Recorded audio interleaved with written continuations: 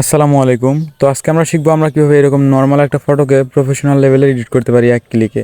তো দেখতে পারতেছেন আমার এক ছবি থেকে কিন্তু অনেক সুন্দর সুন্দর ছবিগুলো তৈরি করে দিছে। তো এই ধরনের ছবিগুলো বানানোর জন্য আপনাকে সর্বপ্রথম প্লে স্টোর থেকে হাইপিক নামের অ্যাপ্লিকেশনটি নামাতে হবে। তো প্লে স্টোরে গিয়ে সার্চ দেবেন হাইপিক। তো হাইপিক অ্যাপটি আসলে আপনি এখান থেকে ডাউনলোড করে নেবেন, এই অ্যাপসটি ডাউনলোড করে নেবেন। তো এটা ডাউনলোড করার পর আপনি এই অ্যাপসটিকে ওপেন করবেন। তো ওপেন করার পর এখানে যদি কোনো অ্যালাউ চায় অবশ্যই অ্যালাউগুলো দিয়ে দিবেন।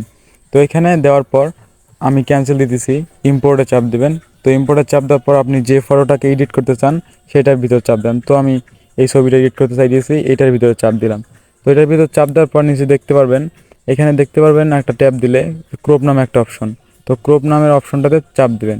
তো ক্রপ নামে অপশনটা চাপ দিলে আপনি ছবিটার কতটুকু রাখতে চান আপনার ইচ্ছা মতো আপনি রাখতে পারেন। তো আমি এতটুকু রাখতে চাই, এখানে রেখে দিলাম। রাখার পরে টিকমার্ক দিয়ে দেবেন। তো টিকমার্ক দেওয়ার পরে আপনি আরেকবার ক্রপে চাপ দিবেন।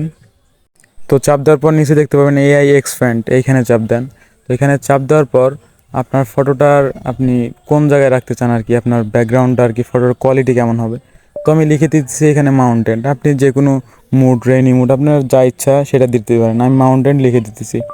তো মাউন্টেন লিখে দিলাম। দেওয়ার পরে এখানে অ্যালাউ চাপ দিয়ে জেনারেটে চাপ দিবেন। তো এখানে চাপ দেওয়ার পর কিছুক্ষণ সময় নেবে, নেওয়ার পর আমাদের অটোমেটিক্যালি ফটোগুলো বানিয়ে দেবে। তো একটা ভিডিও বানাতে অনেক কষ্ট লাগে, একটা লাইক তো দেওয়াই যায়, তাই না?